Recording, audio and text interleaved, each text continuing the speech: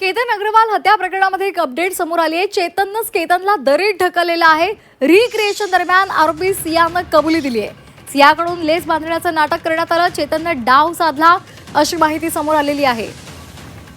याचा आढावा घेतलाय आमच्या प्रतिनिधी चैत्राली राजापूरकर यांनी। पाहूया।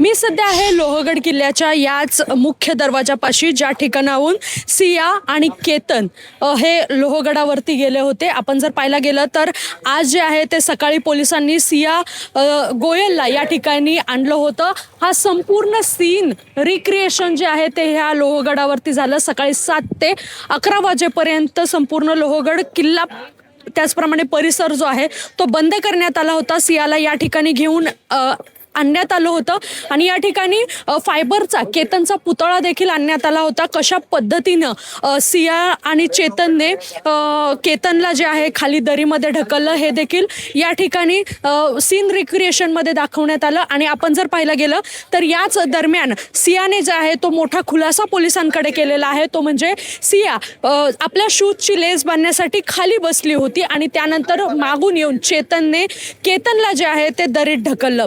हा संपूर्ण उलगडा जो आहे तो आज सियाने जो आहे तो याच लोहगडावरती ज्या ठिकाणी केतनला ढकललं त्या घटनास्थळावरती दिलेला आहे।